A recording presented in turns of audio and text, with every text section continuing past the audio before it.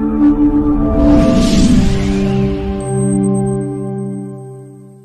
much, Chairman. I'm happy to be here. My name is Eliud Owalo.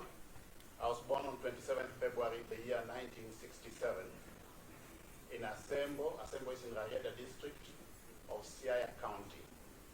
I went to local Oboch Primary School before proceeding to Maseno National School for my O-levels, and then subsequently to St. Mary's School Yala for my A-levels. I then joined Kenyatta University, Mr. Chairman, to pursue my Bachelor of Arts degree in Economics and Business Studies, which I successfully completed, graduating with a second-class honors degree in Economics and Business Studies, Mr. Chairman. I also hold a master's, an MBA degree from the University of Nairobi with a specialization in human resource management. As we speak, I'm at the tail end of my PhD program at the University of Nairobi, pursuing a PhD in strategic management. I'm done with the coursework. I'm now progressing to the level of the thesis, Mr. Chairman. Professionally, I'm based on my 22 years of experience in consultancy within the HR regime. I'm a fellow of the Institute of Human Resource Management, Mr. Chairman. My professional background is, I'm an economist by profession, a human resource management expert, and I'm also a strategy expert. So I've been practicing since the year 2001 as an economist, management consultant, and strategy expert, Mr. Chairman. My areas of core competency of specialization, Mr. Chairman, are micro and macroeconomic analysis, strategic planning, organizational restructuring, job evaluation, and management of strategic change, over and above facilitation of various management development programs in the areas such as leadership, performance management, management of change, and so on and so forth, Mr. Chairman. I've been practicing as the managing consultant of Eliud and Associates since inception on 6th February 2001.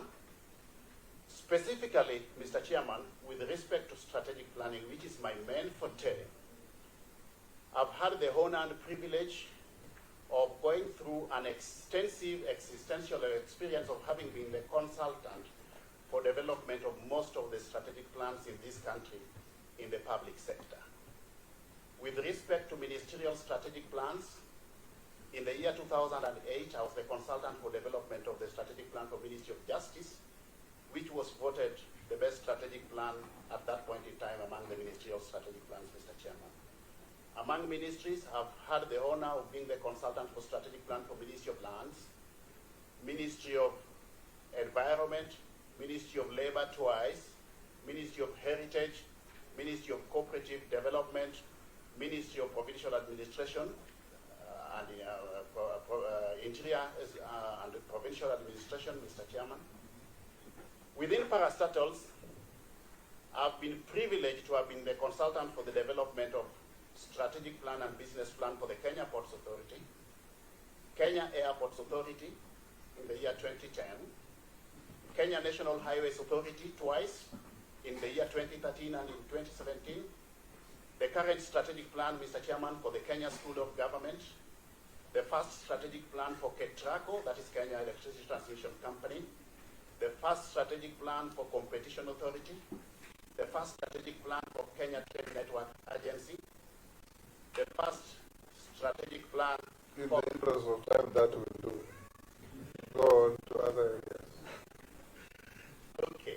So one thing I want to mention with respect to my professional experience is that in the course of development of these strategic plans, Mr. Chairman, and just for purposes of record, there are over 50 which have developed in the recent past in the public sector.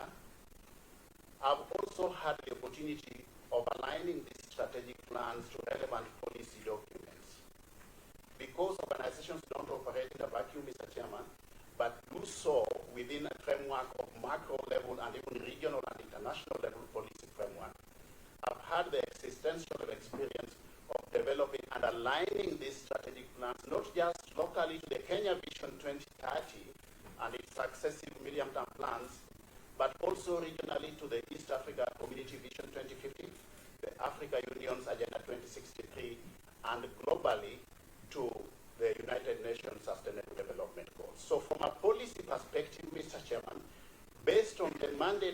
expected to execute if this committee certifies my nomination, and of course by extension the full House of Parliament. I stand in good stead from a policy perspective to execute that mandate, Mr. Chairman. I also want to mention that specifically with respect to strategic planning, I've had the honor and privilege of having been the consultant for development of the strategic plan for competition authority of Kenya, Mr. Chairman. Why am I mentioning this? I'm mentioning this because I'm expected to execute a CS mandate in an industry which has got few players. This industry, Mr. Chairman, needs to be guided by prudent competition laws, and in this respect, the wealth of experience I gained while developing the strategic plan for the competition authority will stand me in good stead as I provide leadership in an industry which is largely characterized by monopolistic, duopolistic, oligopolistic, and perhaps monopolistic tendencies, Mr. Chairman. I'm talking about an industry, Mr. Chairman, with few players, either 1, 2, 3, or with few players but differentiated products. That's what I've said in short. Also, Mr. Chairman, I've been the consultant for development of strategic plan for Kentrade, and this prepares me adequately to discern how to use e-commerce in the conduct of business, which is also integral in the ICT sector. That has prepared me adequately. Also, I've been the consultant about 10 years ago for development of strategic plan for the Africa Telecommunications Research Institute. That is AFRALT.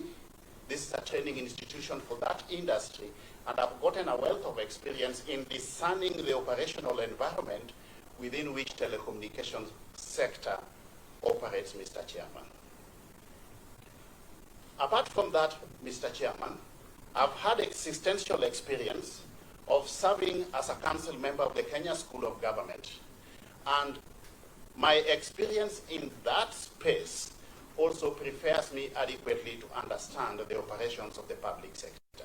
So, in short, Mr. Chairman, the wealth of existential experience spanning over 22 years which I've gained in the public sector prepares me adequately to understand, comprehend the operational environment in which the public sector operates, the policy frameworks that guide or govern that sector, and emerging issues in the operational environment that we need to align to moving forward, Mr. Chairman. Within the political space, Mr. Chairman, may I also mention, for purposes of clarity, that I've had the opportunity to serve in the year 2012-2013 as the head of the CORD Presidential Campaign Secretariat, Mr. Chairman, and also Chief Campaign Manager to the then CORD Presidential candidate. Subsequent to that, I've also had a stint within the ANC party, where I also served as a close ally and strategic advisor to the party leader then of the ANC party, Honorable Mudavadi, and also ran for a parliamentary seat during the elections, by-elections in Kibera in the year 2019.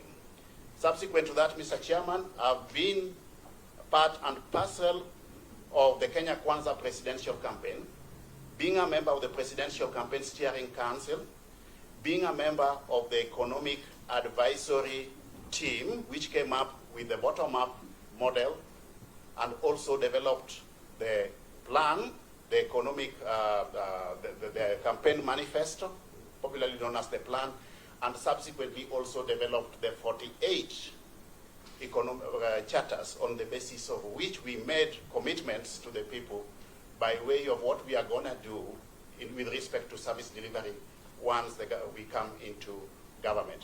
I've also served as Deputy Secretary General of the UDA party, responsible for policy and strategy, Mr. Chairman, but I've since then resigned, vacated that position, effective 11th of October 2022. So moving forward, what I'm saying in a nutshell, Mr. Chairman, is that I'm fully prepared for this position, and I'm ready to execute this mandate if I'm cleared by this committee. Thank you, Eliud. I will now invite members to ask you any questions or to make any statement towards your nomination, and I'll start with the Deputy Speaker.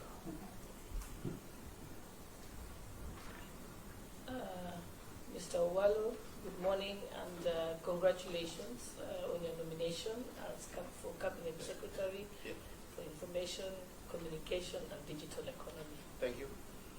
I think this is something Kenyans want to know. Yes. I know you know it, but I want you to state it to Kenyans so they can be able to judge your suitability for the position. Yes. As you know, the Kenya Kwanza Manifesto has prioritized the creation of employment for more than 5 million unemployed Kenyan youth. It's also hoped that the business process outsourcing industry will create jobs in places like the Konza Technopolis, Yes. which is almost at a standstill at the moment as we speak. Yes. So Kenyans want to know what plans do you have for revamping and accelerating the completion and uptake of the Technopolis and contributing towards the commitment for creating jobs in that industry. Thank you. Thank you for that question. We'll take four. We take 4 questions. Then Okay. you can answer them in the order they came or in whichever order you like. Okay. Kimani Chungwa. Thank you, Honorable Speaker. Speaker, let me declare interest that I worked closely with nominee Eliud Owalo, as he said, the new DA and in the Kenya Kwanza economic team. And I indeed appreciate his varied skills, even in microeconomic analysis. But Honorable Owalo, maybe I'll begin with the microeconomic analysis of your net worth. Yes. You indicate that you have land up country within Siaya County, valued at about 200 million shillings. Yes. I would want to know the acreage, whether it's one parcel and the acreage. 2, you indicate that you have about 200,000 Europhylla eucalyptus trees sitting on 20 acres, valued at about 160 million. From basic arithmetics, means you have 10,000 trees per acre. I don't know how practical that would be to have 10,000 eucalyptus trees on per acre. That's on your net worth, and with a quick microeconomic analysis now that you have very good expertise in that area. On what you are being nominated for, Eliud, the Postal Corporation of Kenya has leased numerous of its assets across the country. Buildings, land to individuals. I would want to hear whether you may want to review some of these leases and their benefit to the corporation, because this is a corporation that's now on its deathbed. Employees at the Postal Corporation of Kenya are going for months without pay, while numerous of its assets are not deriving value for it. I'd also want to hear your thoughts on the sale of telecom spectrum, especially in the last 1 year, telecom spectrum that have been sold, and to the benefit of 2 prominent families in this country, and not to the benefit of the country or the sector that you're going to work in. I think I'll take that for now, Mr. Yes, Honorable Chair. Let me also declare that Mr. Owalo and I both hail from Siaya County. And besides, we have worked previously very closely with Mr. Owalo in ODM. I remember during those days, Eliud, I, and a few others were what I would call ideological soulmates. And so on that basis that I want to proceed with my question. 1, Mr. Owalo, you will recall during those heady days, some 2 incidents. One is on the 14th of January, 2015. You led a team to Langata Primary School at the height of the controversy surrounding the alleged grabbing of its land by certain private developers or investors. You later addressed the media at the school compound, castigating these private developers, okay? And in fact, you are quoted to have said that these developers had hatched the plot to grab the land towards Christmas Day of the previous year and completely completed the fraudulent transaction within a matter of days through the connivance of the relevant state organs. What I want to know is, if you still hold the view, very strong view that you held then,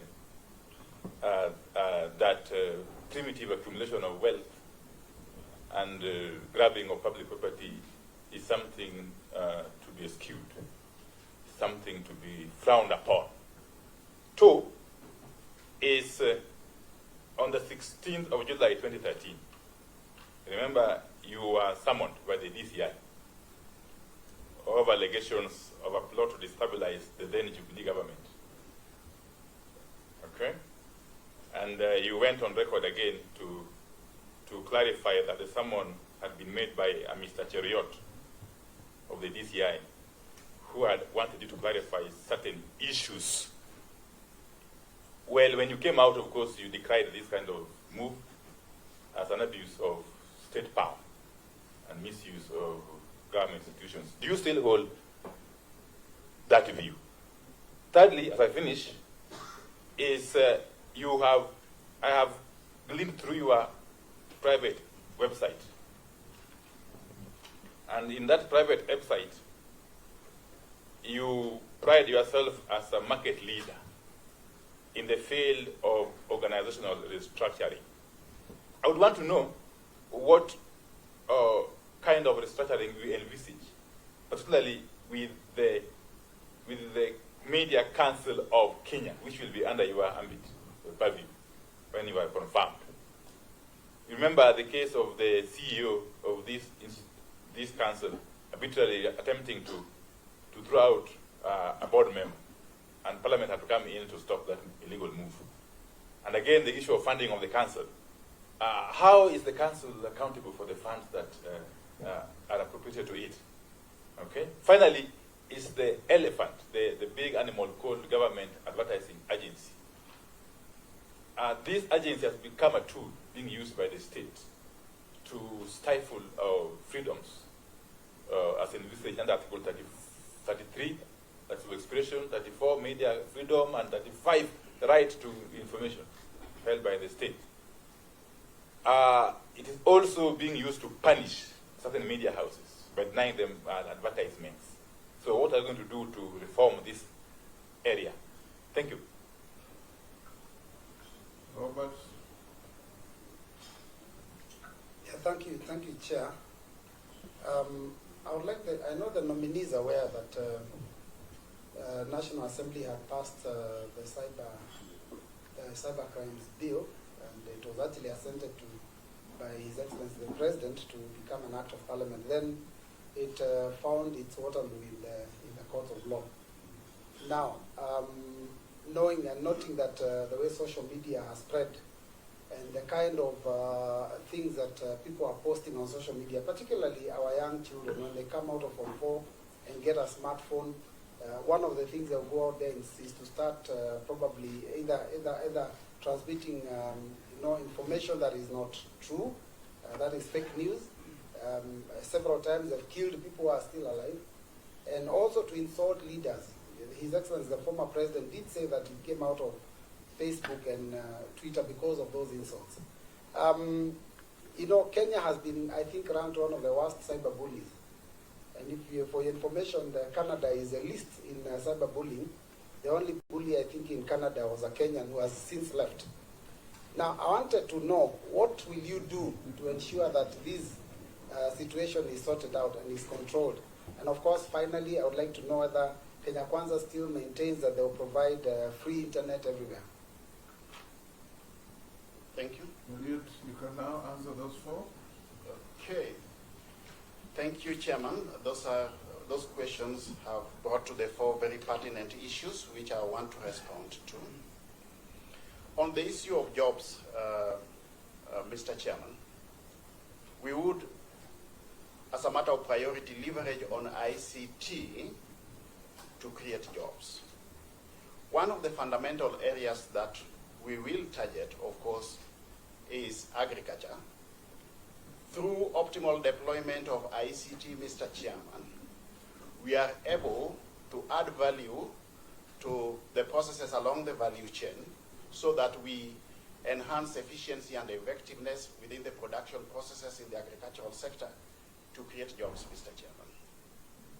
2, with respect to digitization of government services, which is going to be also a key result area for me in this sector, we envisage to create a critical mass of digital jobs with a view to effectively bringing into the job market current unemployed youth who are actually qualified but lack opportunities, Mr. Chairman.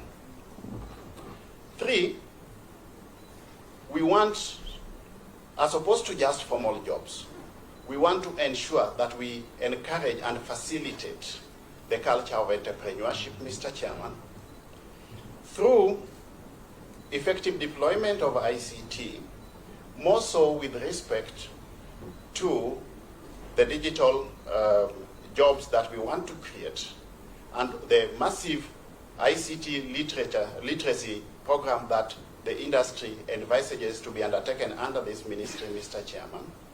We will equip not just students in high schools with the relevant ICT skills, but we will also ensure that correspondingly the teaching fraternity are well equipped with the relevant IT skills, so that we have got a critical mass of young people getting out into the job market with skills that can facilitate entrepreneurship in this sector, as opposed to opting for white-collar jobs, so that people are self-employed, Mr. Chairman.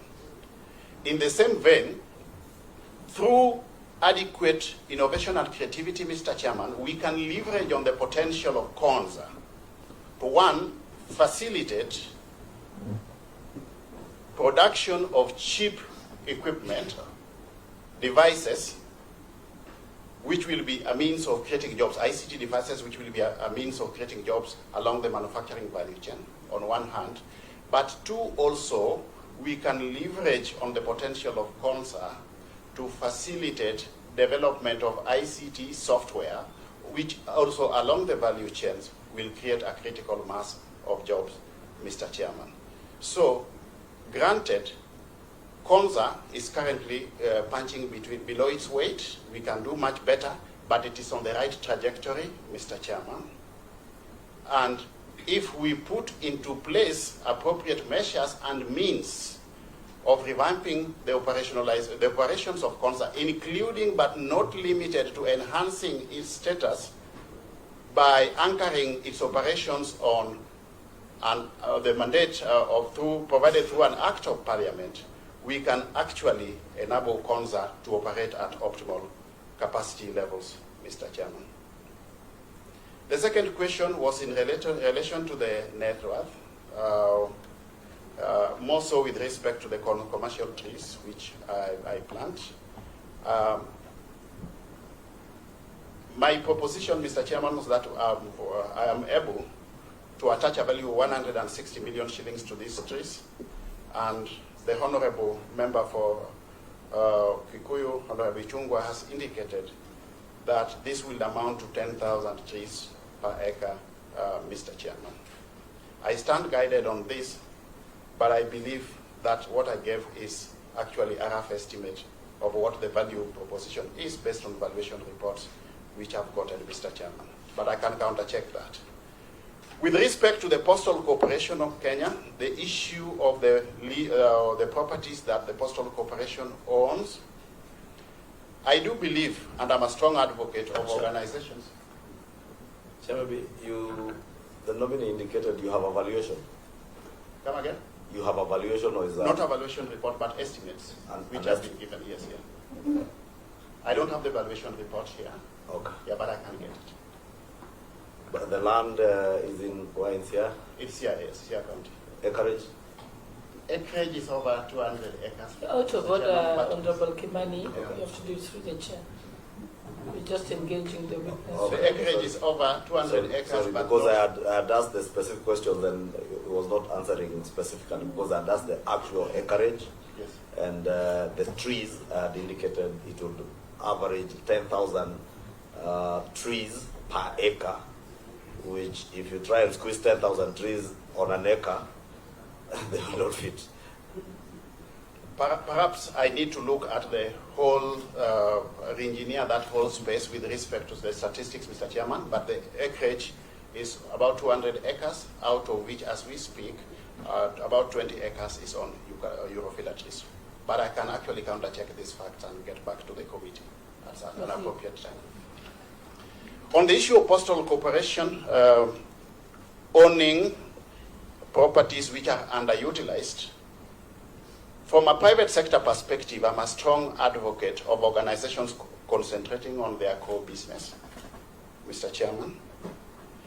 And perhaps this could be an avenue of diversifying the revenue stream if we could get certain partners or partners from the private sector partnering with postal corporation to develop some of these properties instead of leaving them idle. This could actually be a means of diversifying the revenue streams of postal corporation, Mr. Kenya. On the sale of telecom,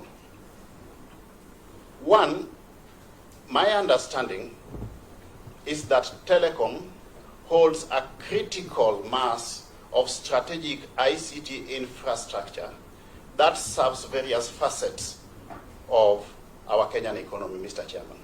Strategic in the sense that some of these are critical factors or critical services within the government ecosystem. As much as telecom had gone private, it would be prudent that as much as we advocate for privatization of entities, this should not compromise national security, in my understanding, Mr. Chairman. This is something that I believe the National Treasury, which holds shares in that entity on behalf of the Kenyan public, took into due consideration. And I promise that if I'm successful at this stage upon assumption of office, I'll quickly consult with my counterpart at the National Treasury so that we get a feasible way forward on the issue of telecom, while not at the same time negating the principle of privatization, which I hold very dear, Mr. Chairman. Now, on the issue of my ideological orientation, the Honorable Member has mentioned that on the 14th of January 2015, I raised issues with the grabbing of Langata Primary School land and whether or not I still hold the same position. Now, I'm a strong believer in good governance, Mr. Chairman, and the issues that I raised at that point in time perhaps brought this issue into the public domain. I believe that these issues are now before the courts of law, and we need to wait for our judicial system to bring this to a logical conclusion, Mr. Chairman. Now, as much as we need to hold dear the principles of good governance, I, in the same vein, believe that we need to allow independent institutions, Mr. Chairman, to execute their mandate without any undue influence from any sector in government. And if institutions are independent, let us not have any other arm of government interfering in the independent institutions or the operations of those independent institutions. So I believe that the institutions which are charged with this responsibility will execute their mandate with respect to this case to a logical conclusion. And at that point in time, we will stand guided accordingly, Mr. Chairman. There's also the issue of I having been summoned to the CID headquarters on 16th of July 2013 on alleged matters of having some intentions to destabilize the then Jubilee government. Mr. Chairman, it is indeed true that those summons were issued. One morning, I got those summons. I organized myself quickly and reported to the CID headquarters. But when I got there, I came to realize that the CID acted on some claims or allegations by some anonymous complainant. And at that point in time, the CID had not ascertained the veracity or otherwise of those allegations. I was indeed asked to write a statement, but I declined as a matter of principle because I felt that it was incumbent upon the CID to undertake its investigations And once they had conclusively undertaken their investigations and come up with a technically feasible position, they were at that point then in time duty-bound to subcon me. But I was not going to help the CID in undertaking its investigations, Mr. Chairman. The irony is, Mr. Chairman, that at the same time when I was summoned, I also simultaneously applied for a certificate of good conduct from the same CID, Mr. Chairman, which came back in the affirmative. The CID did indicate that they would summon me if they had got something substantive that they wanted me to respond to. To date, about 10 years down the line, they have never called me back. The matter ended there, and that's how the case. Those are the facts of the case, Mr. Chairman. On the issue of organizational restructuring, what do I envisage to do with respect to the Media Council? I'm a strong advocate of self-regulation of industries and sectors. I believe that we have got adequate capacity within the media fraternity to self-regulate itself. The role of the ministry would be limited to provision of a policy framework that facilitates an enabling environment to facilitate that, Mr. Chairman. I would rather the media fraternity regulates itself while we create that enabling environment. But if I'm successful and I assume office, I'll of course initiate constant, regular consultations with stakeholders in that industry so that we discern emerging issues from time to time that perhaps as a ministry we will then have to respond to or align our operations to. Just to look at what is emerging based on those consultations, and then we will deal with it. The issue of government advertising agency and whether or not it is curtailing the freedoms of the media. Now, I believe the intention of the government or introducing the government in advertising agency to regulate or to administer advertisement of public sector entities, more so the ministries, was well-intentioned. In my understanding, the intention was to ensure optimal utilization of budgetary provisions for advertisement. This, again, is an issue we can look at, and depending on whatever feedback we get from the stakeholders, I believe in a participatory approach to leadership, Mr. Chairman, then we can re-engineer everything in that space at that point in time, based on matters arising therefrom or incidental thereto, Mr. Chairman. On the issue of computer misuse and cybercrime bail, and of course the whole space of social media and whether or not we should regulate social media in conformity to the laws. Fundamentally, as a matter of principle, I believe in personal discipline and self-regulation. That is the starting point. As a matter of courtesy, we know we have got the national values which all of us are incumbent to align to. We need, first of all, to sensitize ourselves on these national values so that all players, the social media included, act and exercise their freedom of association with utmost responsibility. I would, however, as much as we have got the laws and regulations, not a strong proponent of curtailing media freedom. But the way forward is that within the confines of the law and based on the output of stakeholder forums that I intend to initiate, we should be able to develop a common position on the way forward. But we have got the Computer Misuse and Cybercrimes Bill 2018, which actually gives adequate provisions for governing the operations of this space, Mr. Chairman. Subsequent amendments have also been made to propose to this bill through the Computer Misuse and Cybercrimes Amendment Bill 2021. So I believe from a legal, regulatory, and policy perspective, we have got all that we require to ensure that this space is adequately regulated, but fundamentally without curtailing the freedoms of expression as espoused in the dictates of our constitutional dispensation, Mr. Chairman. Thank you. I'll take Owen Bayer. I'll take Mary Masse, I'll take Raso, I'll take Mule, and Naisula. You want to go the most? Okay, Owen. All right. Let me step you down. Okay. Give to the Honorable Dawood and Raso, they want to go to the most. You want to ask questions and wait for answers, or then it will make no difference.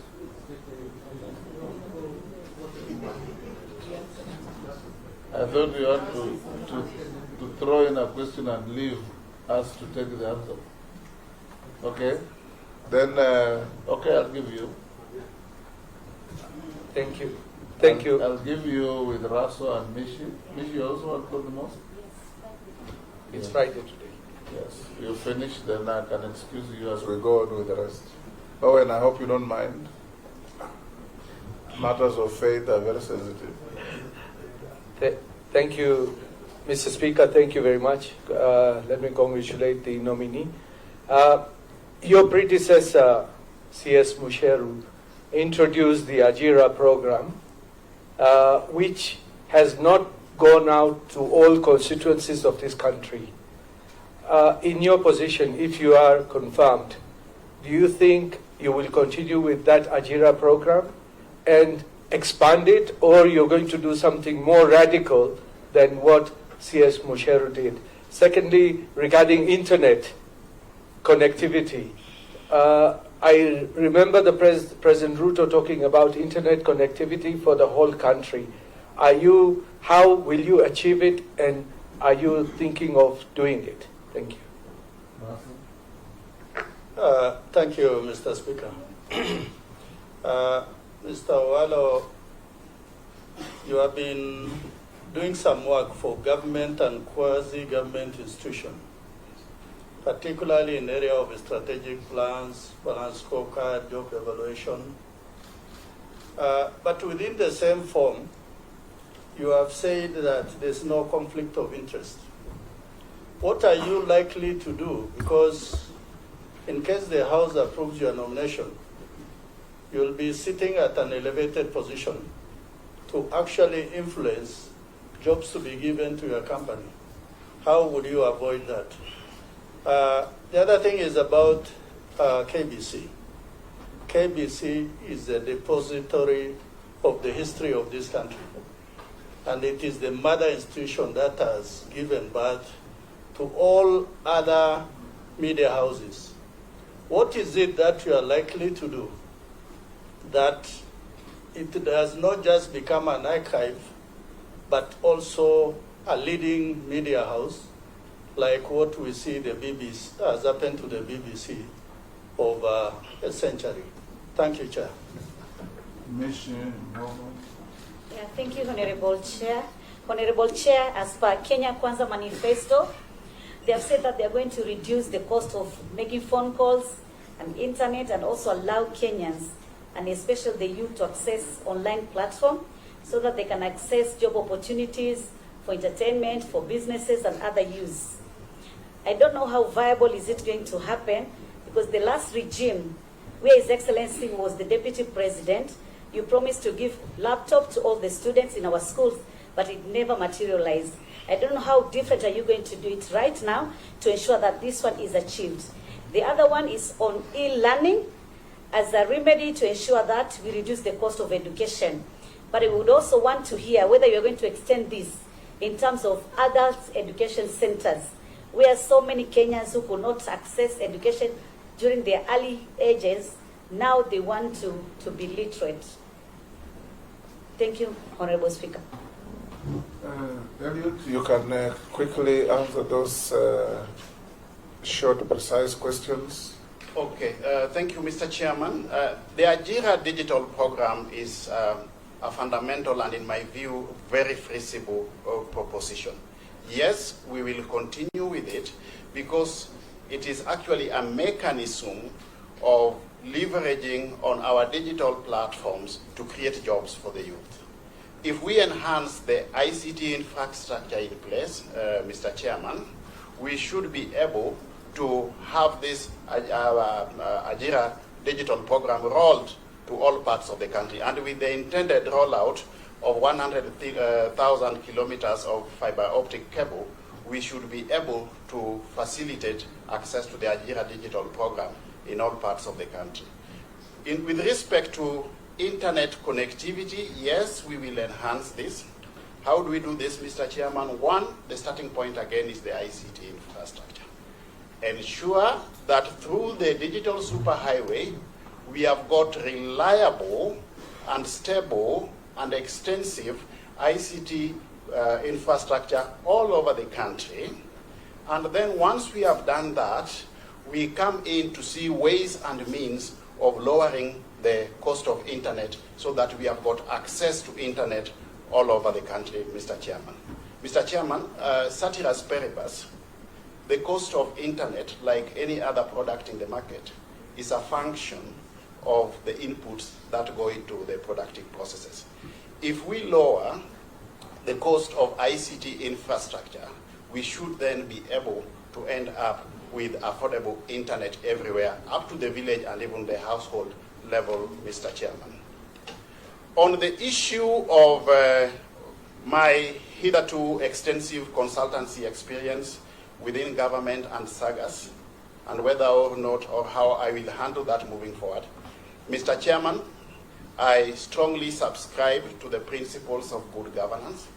I understand the fact that if I assume office as CS, I cannot continue undertaking consultancy for government. As we speak, I've already given firm instructions to my lawyers to evaluate this position and see how fast, upon assumption of office, if I'm cleared, I can then vacate the consultancy space for government, Mr.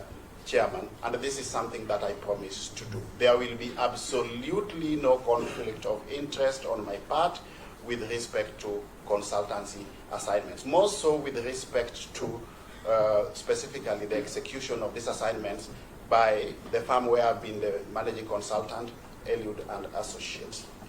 With respect to KBC, I fully and exclusively agree with the honorable member that something needs to be done about KBC.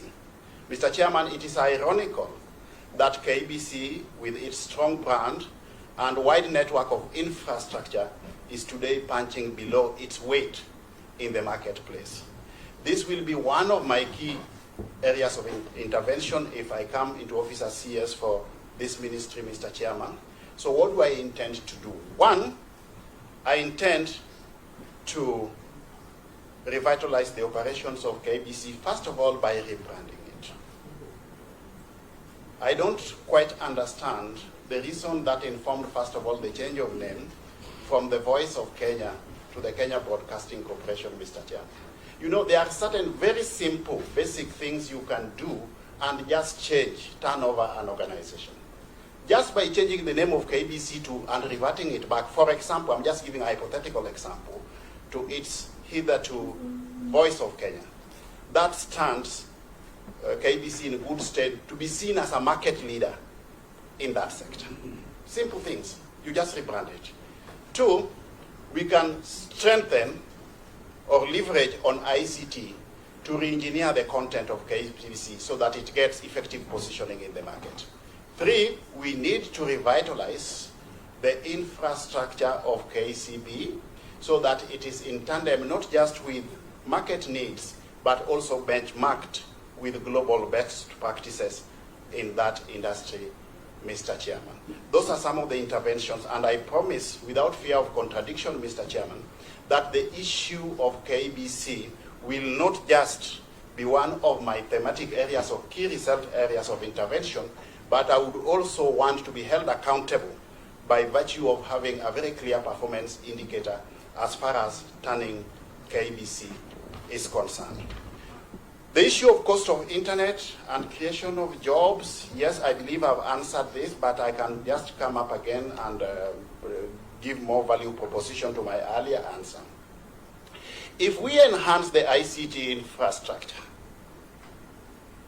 and ensure that we have got adequate skills through the digital literacy program, not just for the students, but also the teachers, and also other market players, such as the health sector and the public at large, we should then be able to leverage on ICT to enhance efficiency and effectiveness in our production processes, not just to bring down the cost of living, but also to create jobs, Mr. Chairman.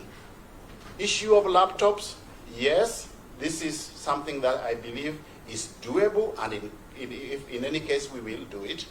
Through the Konza Metropolis, Mr. Chairman, there is already a rollout of distribution of these laptops to school. But it is not just an issue of distribution of laptops.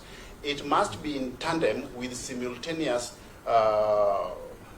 undertaking of a massive e-literacy program at all levels, Mr. Chairman, so that the demand in the market is responded to, Mr. Chairman. The e-learning for adult education centers, this again, just the same way we are going to have the digital villages targeting the youth, we can equally do the same for the adults, Mr. Chairman, so that we really have a truly digital economy without unnecessary segmentation of that marketplace where we have some lopsided interventions where perhaps only the youth are benefiting, but we leave out the adults, Mr. Chairman. So yes, it can be done. Thank you, Eliud. Owen? All right. We can release, yes, sir. Mary,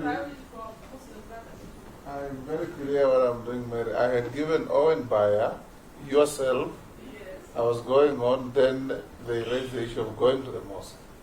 So now I'll give to Owen, you, and then I'll give to the team at the back, I'll give to Naisula, Gikaria, and Mule.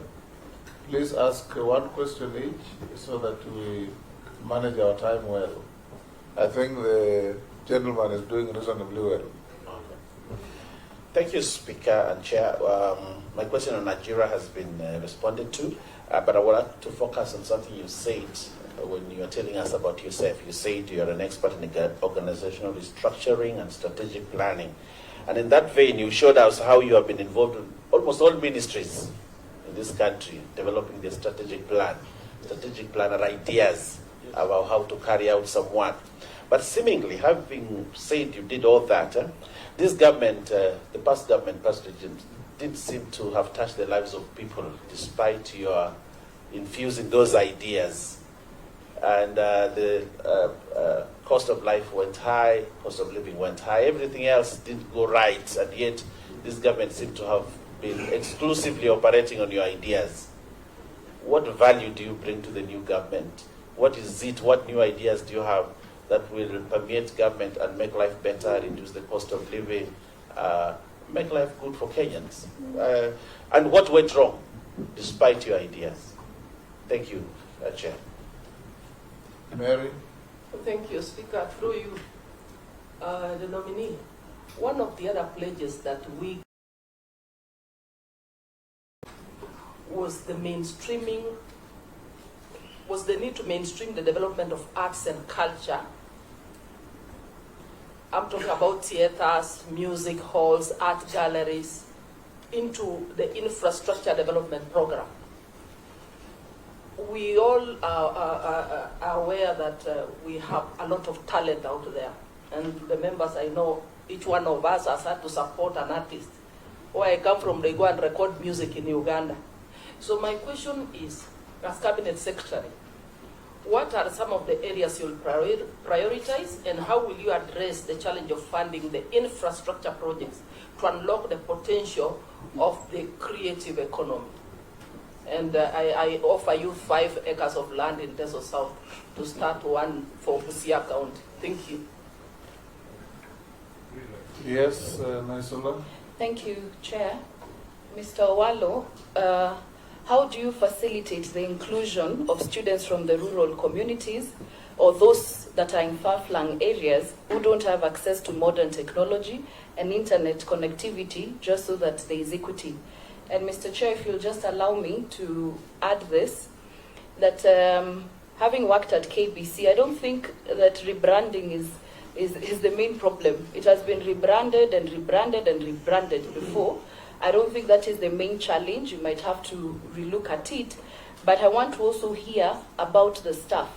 You have to look at their motivation, when you look at promotions, their salaries, just so that KBC is not only an incubator of good talent, and then they move to the private media houses, but you should actually aim to retain the great talents that is at KBC. Yes, I am impressed, Mr. Owalo, by what you've done on the aspect of the pro bono, sponsoring my AFC and others. How I wish that that amount of money would have been used at these small clubs in Siaya village for you to be able to tap talent, because as you have said, I've seen some of the articles that you've written on how the government should come in and save AFC and which is something that is okay, but how I wish you would have gone down to the village. And my question is about if we digitalize services, government. When I was doing my course, we were told as we also digitalize, the aspect of cutting employment is also very huge. As you digitalize, then you reduce the number of employment, because if things were done manually, you could see how the number of employees, and yet Kenya Kwanza is there to create opportunities, job opportunities, and to reduce the unemployment percentage. So how are you going to balance as you digitalize vis-a-vis, killing job opportunities that are brought by that? Thank you. Mole. Thank you very much, Speaker. This goes to the nominee, and my question goes by what is in the public domain, which is the unearthing of state-owned fiber optic network project, whereby the lender, who is Exim Bank of China, is said to be in debt of 21 billion Kenya shillings, and the access of the project documents, contract signed between locals and international, has been an opaque and has not been very clearly exposed to the public. As a cabinet nominee, will you be in a position to give us a clear openness on this project, together with device management system being installed in communication mobile for Kenyans, which might lead to serious surveillance of Kenyans without their notice? I know you might not want to comment on this because it's an issue between the Communication of Kenya and the Supreme Court, which they need to pronounce themselves. But your view as an expert of management, are these realities, if you are confirmed by this committee, to bring to light these two kind of projects to Kenyans to make sure that we are safe? Eliud, I think we can take the remaining 5 so that you can answer all of them. Okay. Where questions overlap, you just harmonize. Yeah, you harmonize. Yeah. Amisi, then Kosing, then George, then Ferdinand, then Mukami. Thank you. One question each, please. Yeah. Thank you, Chair. The nominee, you started by describing the various types of markets, from the monopolies or oligopolies. And touching on monopolies that have controlled the market here in Kenya, most citizens become suspicious of the monopolies that exist, because they basically cause inequalities, and they wield a lot of economic power. They exploit, factors of production, labor and capital, to the disadvantage of the other new entrants. Do you think it is a common threat to telecommunication in the near future, and even in the media, because when you focus so much on one state media, the disadvantage of the other, in a very highly competitive global environment. Is this a threat, monopolies?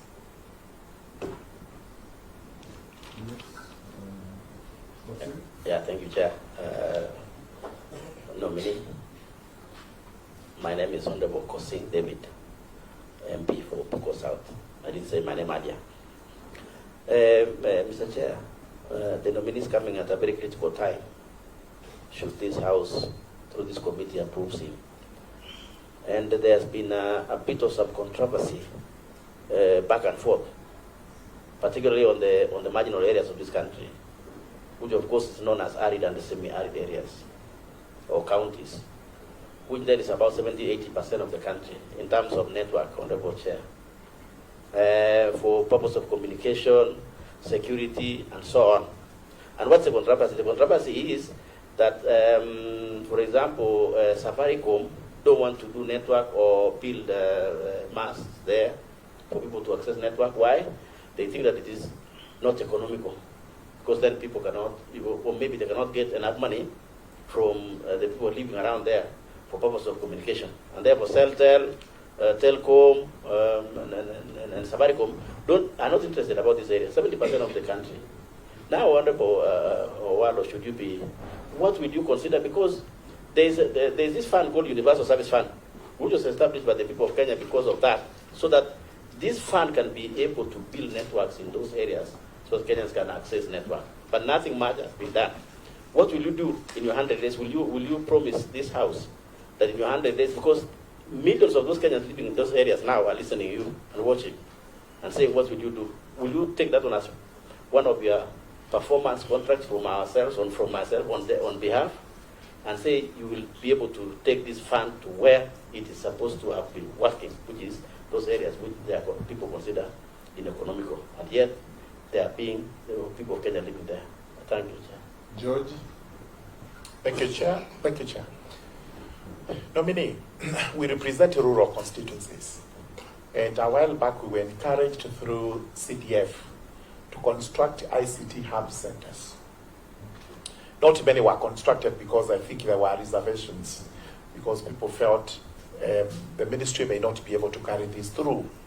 But in your own estimation, and upon being confirmed if that is going to happen, do you undertake to us, even to Parliament, that if these ICT hubs are constructed, you will quickly move in, equip them, and our youths are able to access ICT through those hubs for purposes of employment, research, and whatever else we have to do through those hubs?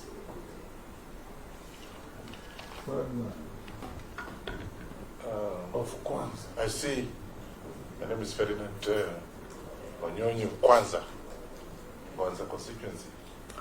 I have seen some bit of a realignment of the parastatals in the government, to the extent that even some departments are realigned wrongly. I know of a case where I've been discussing with my colleagues here as well. You find that irrigation department, which is basically in agriculture, was moved to, I know irrigation is water, but what you irrigate from crops, is moved to blue economy. I don't know by name or whatever, the alignment of that. And if you have been a consultant, I see you're very vast in this, and I respect you for that reason. Again, we have had a case where government bought shares from telecom. Yeah. Now I think it's, so to say, is now set on. Telecom is set on. I don't know for what reason this has happened. And now you find now telecom is not doing the same thing. We used to use it for postal or for land, moving the communication by land. Now it's no longer there. I'd rather get Matatu put whatever I have to take to my country, up country, instead of using the post office. What's your view on this? Am I right or you're right? Which I think, in my view, is actually taking us backward. Or is it for individual gains? Thank you. Mukami, the last. This batch. Thank you, our nominee. I'm impressed you've done your homework. What will you do to safeguard talent and intellectual property for the youth who will be the drivers of the digital economy? And I would also like to know what you think about the split of Safaricom to M-Pesa and Voice. Thank you. You can quickly answer those, Eliud. Okay, first of all, from Honorable Massey, the issue of mainstreaming the development of arts and culture, the creative economy. One, what we need to do, first of all, is to tackle this issue by understanding the functional domains which fall within this sector. We have got music, we have got design, we have got theater, just to mention but a few, and even arts and crafts. Now, this is an economy, Mr. Chairman, that envisages to exploit the potential of hitherto untapped capabilities amongst our youth. How do we do this? First of all, there is need for appropriate legal and regulatory framework in this industry. We have got the Copyright Act. This needs to be strengthened, so that the intellectual properties of these young people is not taken advantage of by middlemen or based on dysfunctionalities in the marketplace. Two, we need to empower these people through provision of adequate access to capital. How do we do this? If I'm confirmed and I take over office, I need to initiate the Kenya Film Bill and liaise with the House so that it becomes an act that will facilitate the establishment of a film fund, Mr. Chairman, that can facilitate access to cheap credit, provision of widely accessible credit, but also being disbursed at optimal rates of interest, way below the prevailing market or bank rates, Mr. Chairman. Chairman, is he coming back, Chair? Yes. Is he coming back to my question or? I missed your Oh yes, Honorable Owen Bayer, the issue of restructuring, yeah. Oh yes, I've developed many strategic plans, but then there's a disconnect between the number of strategic plans I've developed and what has been witnessed by way of results. Now, let me clarify, Mr. Chairman, that strategy has got three facets. There's the component of strategy formulation, there's the facet of strategy implementation, there's the facet of strategy monitoring, evaluation, and reporting. All these facets of strategy, Mr. Chairman, are anchored on what critical success factor, which is leadership. We don't have a shortage of strategic plans in this country. Historically, since independence, we have always developed good strategic plans.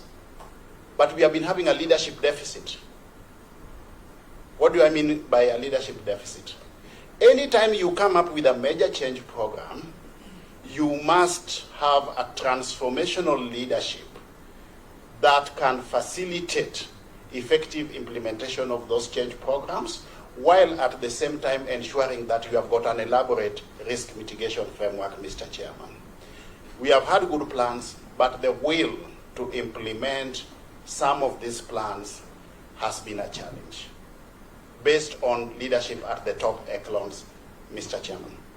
I'm happy, Mr. Chairman, that today, under the Kenya Kwanza government, we have got a leadership that is transformational, a leadership that is a change agent, a leadership that is ready and willing to venture into hitherto unfamiliar territories for the benefit of the Kenyan people.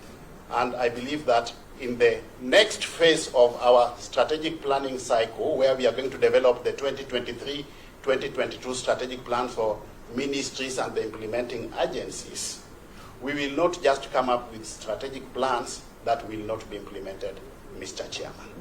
So that then will facilitate successful implementation of the strategic plans. So the answer is leadership deficit has been a problem. The issue of mainstreaming of arts, that one I've answered. The issue of whether students will have access to technology, I believe in the principles of equity, impartiality, and equitability, Mr. Chairman.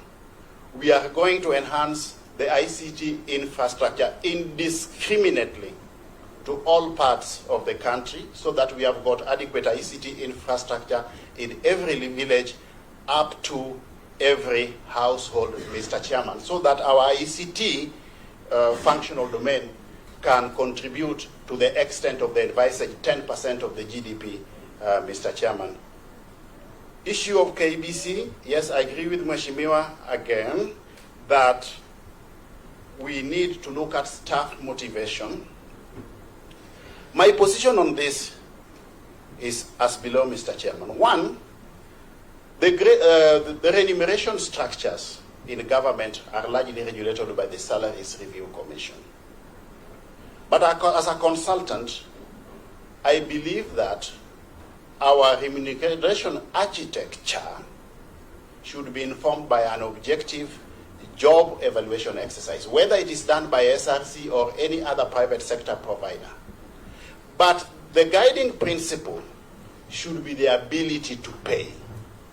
If KBC was turned around through an effective turnaround strategy and it became viable, feasible, and has the ability to pay, nothing stops you from telling SRC that, look, these are the salaries and remuneration levels that you are proposing to enable us attract and retain the staff that we already have. We want to benchmark our salaries and benefits levels with the prevailing market rates, and we have got the ability to pay. SRC will not stop you. The only problem we have in the public sector, Mr. Chairman, is that organizations rely, or largely, parastatals rely largely on the exchequer for purposes of funding. We need to move away from that space so that we become creative and innovative by way of exploring new and more viable means of resource mobilizations, anchored on an appropriate and elaborate, innovative resource mobilization strategy, Mr. Chairman. Of course, backed up with diversification of the revenue streams.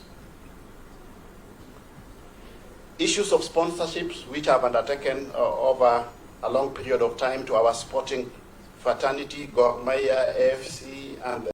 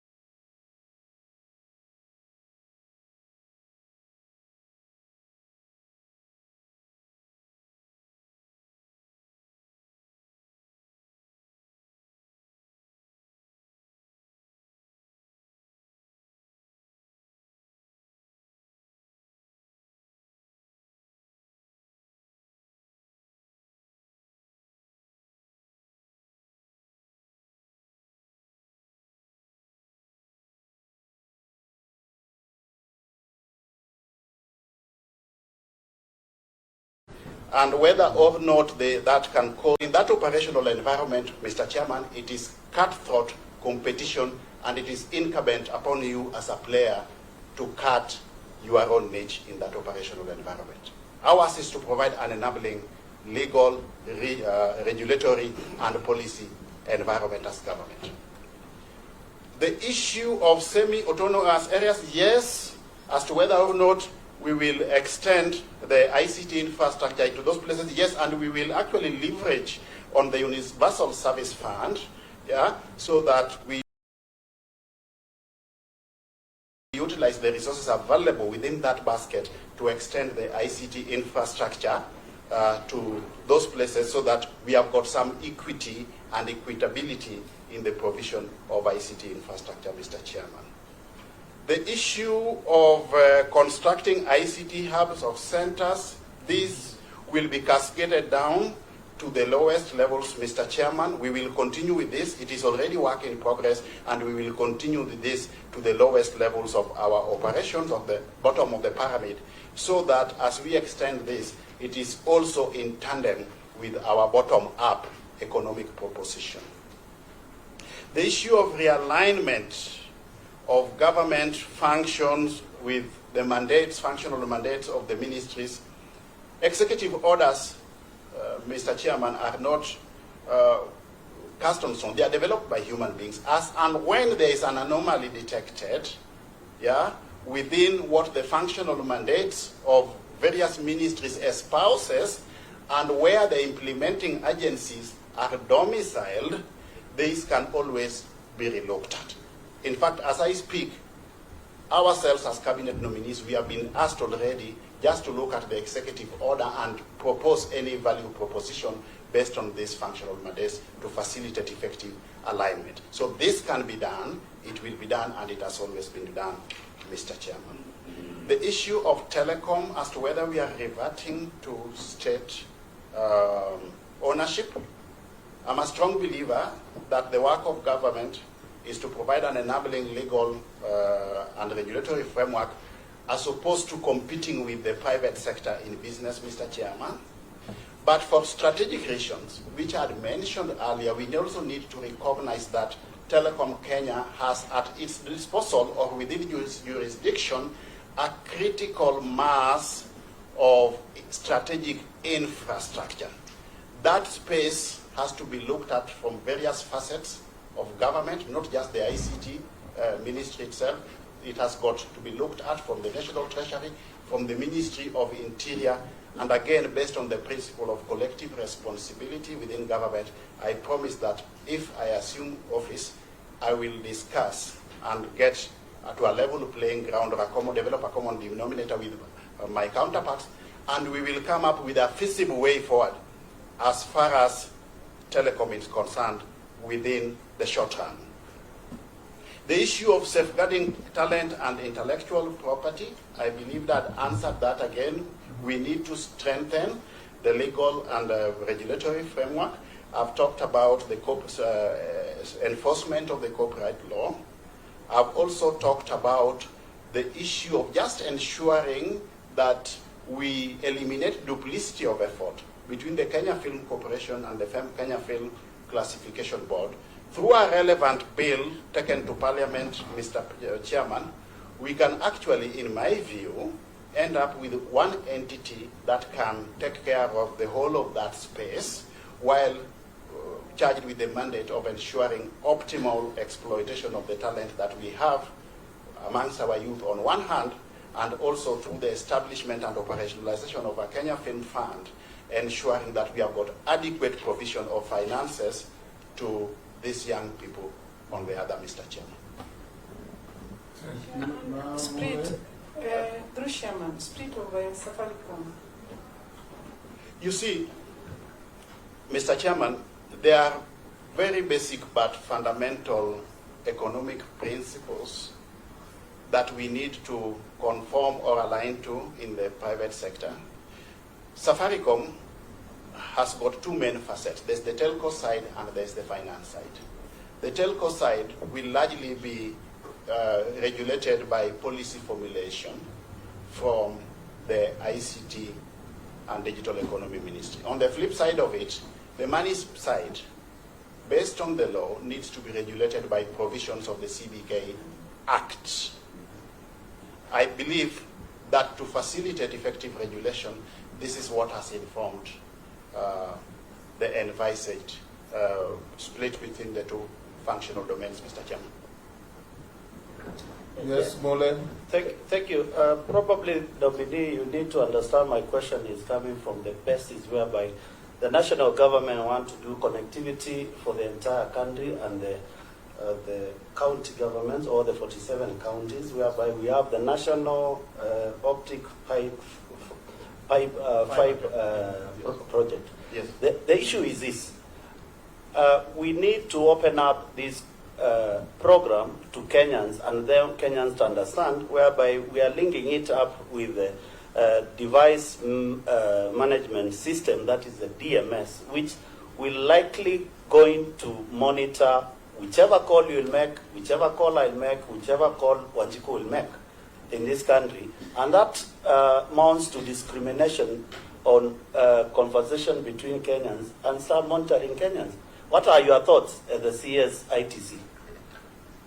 Second also. No, I'm not opening any round two. Yeah, you're not. Answer the question. Thank you very much, Chair. Now, clarification, Chair. It's important. Yes, proceed. You know, Chair. Proceed. Yes, thank you, Chair. You know, we are here also for people. That's why we are vetting. And as representative of the people, I didn't get my answer properly about the network, Mr. Chair. Poor network. Poor network. No, really not. Yeah, I agree. Poor and even no network. Non-existent network. Non-existent network in the entire pastoralist areas. An example, so that people don't think that we are talking from nowhere. If you go, like, for example, Tiati, there's no network, and that's why there's insecurity. If there was network, maybe we could have even gone to those areas. Baragoi, the entire, come to Marsabit, and entire northern chair. It seems maybe the nominee has never been in those areas. Maybe. That's why maybe he might not understand how it is happening. So what is his opinion or take as he might come in if we approve him? Okay.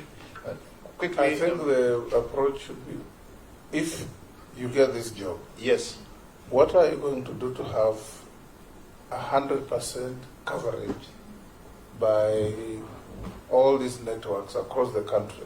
Yes. Yes. That is what you want, isn't it? Yes. Yes. One, as a ministry, so that I pick up that question quickly before I refer to the former, we will ensure that there is adequate ICT infrastructure in these areas through the advised 100,000 kilometers fiber optic network. That is one. Then two, we will engage the players correspondingly, the market players, to also ensure that they entrench their services to these areas. If the two go hand in hand, we'll be home and dry. It's as simple as that. Okay? That's why we are coming in as change agents to do it, Mr. Chairman. Let us not be captive to the past. We are coming in. Don't exchange with him. I'm addressing you, Mr. Chair. Yes. That's why we are coming in to bring about change, Mr. Chair. My apologies. Yeah? We cannot be captive to the past. We are coming in to offer transformational leadership that is going to introduce radical change so that we are not captive to the status quo. And we will do it, Mr. Chairman. The second question was the issue of data security, which Mr. Mule raised. You see, there is the issue of the Data Protection Act on one hand, and the Computer Misuse and Cyber Security Act on the other, Mr. Chairman. One, the Data Protection Act, among others, is meant to facilitate a situation where data in the hands of the market players is not abused or misused. And the provisions are very clear. So we need actually just to enhance that. And if there are any issues or emerging issues that need to be addressed, again, I've said from the onset that we will adapt a participatory approach and engage all stakeholders so that their views can be integrated into this process. We also need to understand, Mr. Chairman, that the rate of change of legislation or legislative reforms or policy and regulatory reforms is slower than the rate of innovation. So So if innovation is ahead of legislation or policy or regulatory framework, then we will definitely introduce changes or propose changes to the existing policy, legal and regulatory frameworks so that it responds to the needs of the market. I believe I've answered. Eliud Owalo, tell us in 3 minutes what you wish this committee to do for you. One, Mr. Chairman, in my concluding remarks, my proposition is that I've got a vision for this sector. My vision is an empowered and digitized Kenyan society. To realize this vision, I believe working together with the team that we have within the ministry and the sector at large, including the implementing agencies, we should be able to facilitate economic transformation of Kenya while leveraging on ICT for purposes of competitiveness and sustainable development. I believe that I'm coming into this sector, Mr. Chairman, to offer transformational leadership, to introduce change, and to realize this, I'll ensure that we have got appropriate planning framework within the ministry and the implementing agencies. I'll ensure that we have got structures that are effectively aligned to the strategy at all levels to facilitate implementations of the plans that we will have. I'll ensure we have got comprehensive performance management framework that will facilitate implementation of these strategic plans, while at the same time also having a comprehensive monitoring and evaluation and reporting framework. This will be anchored on my ability to facilitate provision of transformational leadership that facilitates change